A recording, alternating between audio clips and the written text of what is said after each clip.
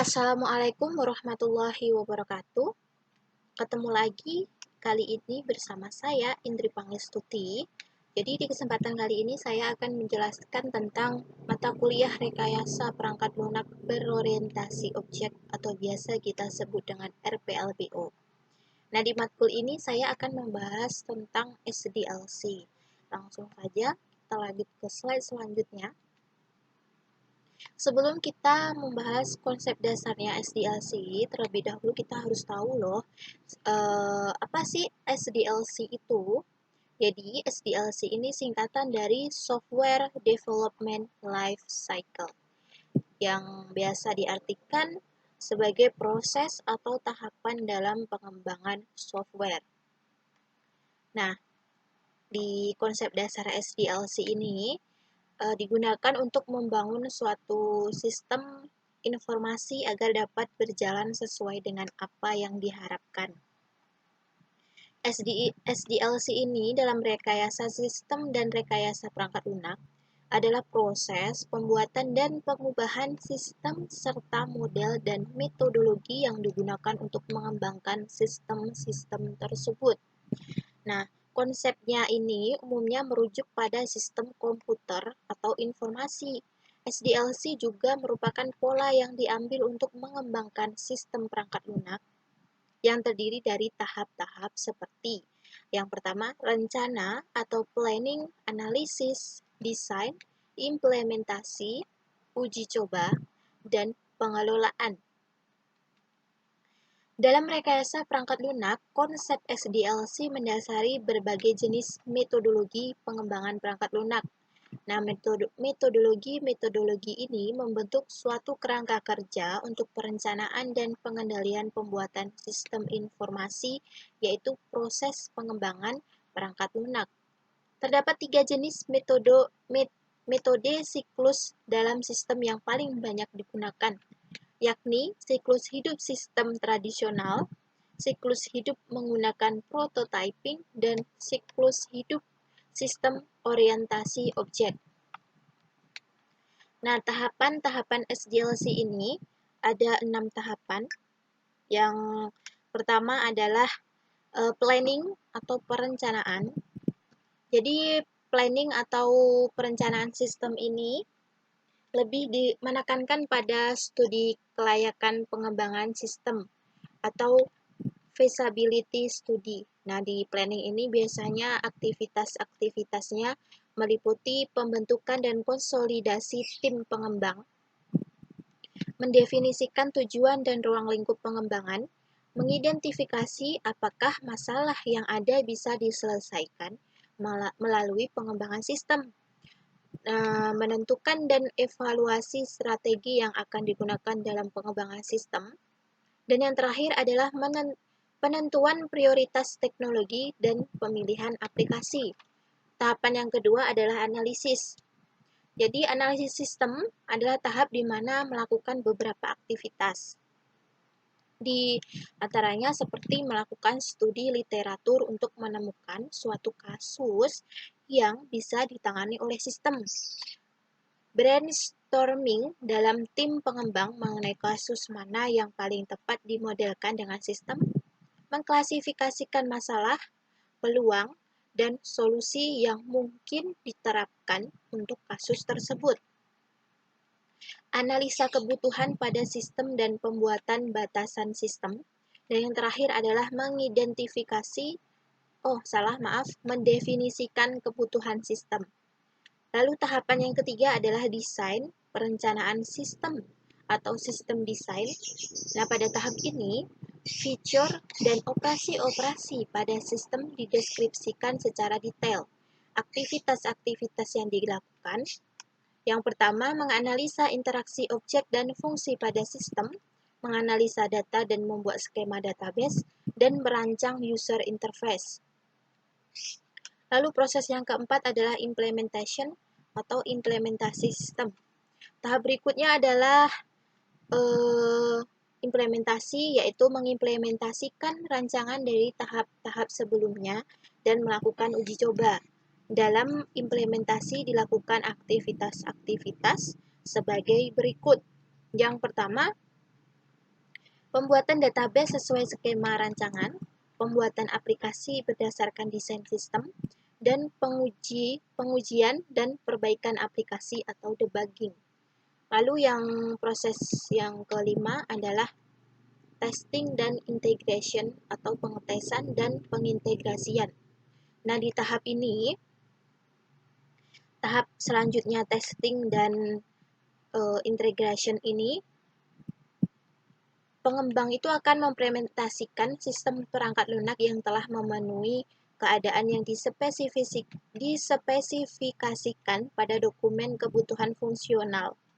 Nah, laporan analisis dan pengujian akan dihasilkan dengan arahan oleh pengembang bagian penjamin mutu atau quality assurance dan user. Nah, di tahapan yang kelima ini, setelah kita sudah melakukan tahap yang pertama, yaitu planning, analisis, desain, dan implementasi, lalu kita akan mencoba mengetesnya apakah pengembangan itu akan berhasil dengan baik atau tidak. Dan yang terakhir adalah maintenance atau perawatan. Setelah kita melakukan testing dan mengujinya, apakah pengembangan itu layak atau tidak, lalu setelah berhasil, kita akan melanjutkan ke tahapan yang terakhir, yaitu maintenance atau perawatan. Ini biasanya dilakukan oleh admin yang ditunjuk untuk menjaga sistem tetap mampu beroperasi secara benar melalui kemampuan sistem dalam mengadaptasikan diri sesuai dengan kebutuhannya. Lalu di sini di selanjutnya kita akan membahas tentang metode SDLC. Sebenarnya saya googling di internet metode SDLC ini ada 12 metode, tapi jika mengingat waktunya sepertinya tidak akan cukup ketika saya akan membahas 12 metode itu. Makanya saya mengambil beberapa metode seperti prototyping, waterfall, spiral, V-model, model build, and fig method. Nah, di slide selanjutnya saya akan menjelaskan perbedaan antar metode. Yang pertama yaitu metode prototype merupakan suatu paradigma baru dalam metode pengembangan perangkat lunak, di mana metode ini tidak hanya sekedar evolusi dalam dunia pengembangan perangkat lunak, tetapi juga merevolusi metode pengembangan perangkat lunak yang lama, yaitu sistem sekuensial yang biasa dikenal dengan nama SDLC atau Waterfall Development Model. Nah, dalam model prototype ini, prototipe dari perangkat lunak yang dihasilkan kemudian dipresentasikan kepada pelanggan, dan pelanggan tersebut diberikan kesempatan untuk memberikan masukan, sehingga perangkat lunak yang dihasilkan nantinya betul-betul sesuai dengan keinginan dan kebutuhan pelanggan. Nah, untuk penjelasannya sudah bisa kita lihat bahwa metode prototype ini adalah paradigma baru yang berada di metode SDLC. Lalu prototipe ini perangkat yang lunak yang dihasilkan kemudian dipresentasikan kepada pelanggan jika pelanggan memberikan kesempatan untuk memberikan masukan, sehingga perangkat lunak ini yang dihasilkan nantinya akan betul-betul sesuai dengan keinginan dan kebutuhan pelanggan. Lalu metode yang selanjutnya adalah model sekuensial linear atau sering disebut dengan model pengembangan air terjun. Nah, untuk model sekuensial linear ini merupakan paradigma model pengembangan perangkat lunak yang paling tua. Nah, kalau prototipe tadi adalah paradigma penemuan terbaru, kalau model sekuensial linear ini adalah pengembangan perangkat lunak paling tua dan tentunya paling banyak dipakai. Nah, model ini mengusulkan sebuah pendekatan perkembangan perangkat lunak yang sistematik dan sekuensial yang dimulai pada tingkat dan kemampuan sistem pada seluruh tahapan seperti analisis, desain, kode, pengujian, dan pemeliharaan. Lalu metode yang ketiga adalah spiral. Nah, model ini mengadaptasi dua model perangkat lunak yang ada, yaitu model prototyping dengan pengulangannya dan model waterfall dengan pengendalian sistematiknya. Nah, jadi spiral ini dia mengadaptasi dua model. Yang pertama adalah model prototyping. Metode yang pertama tadi adalah metode penemuan paradigma terbaru. dengan pengulangannya dan model waterfall, pengembangan perangkat lunak yang paling tua dan tentunya sering digunakan.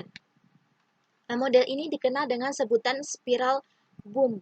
Pengembang dalam model ini memadupadankan beberapa model umum tersebut untuk menghasilkan produk khusus atau untuk menjawab persoalan-persoalan tertentu selama proses pengerjaan proyek. Nah, metode yang kelima adalah V-model adalah model SDLC di mana pelaksanaan proses yang terjadi secara berurutan dalam bentuk V dikenal juga sebagai model verifikasi dan validasi. Nah, V-model merupakan perluasan dari waterfall model dan didasarkan pada asosiasi dari fase pengujian untuk setiap tahap pengembangan yang sesuai. Ini berarti bahwa untuk setiap fase tunggal dalam siklus pengembangan ada tahap pengujian terkait langsung. Ini adalah model yang sangat disiplin dan tahap berikutnya dimulai setelah selesainya tahap sebelumnya. Jadi V-model ini adalah model di mana pelaksanaan proses yang terjadi berurutan dikenal model verifikasi dan validasi. Lalu, V-model ini adalah perluasan dari metode waterfall tadi dan didasari pada asosiasi dari fase pengujian. Sebenarnya beberapa metode SDLC ini saling berkaitan, tetapi mereka mempunyai fungsi dan tugasnya yang berbeda-beda dengan kelebihan dan kekurangannya masing-masing. Dan yang terakhir, metode yang terakhir adalah build and fix method, merupakan metode yang paling lemah di antara metode SDLC yang lain. Tetapi jangan dianggap lemah ya, karena di setiap kelemahan itu pasti ada kelebihan. Nah, tetapi menjadi acuan pengembangan untuk metode SDLC yang lain. Build and fix bertujuan untuk memberikan kepercayaan terhadap pelanggan dengan cara memberikan pelayanan perbaikan dan perawatan secara terus-menerus terhadap produk yang digunakan oleh user. Oke, habis. Mungkin video kali ini sampai di sini saja. Apabila ada kesalahan dan kehilafan kata, saya mohon maaf. Saya akhiri. Assalamualaikum warahmatullahi wabarakatuh.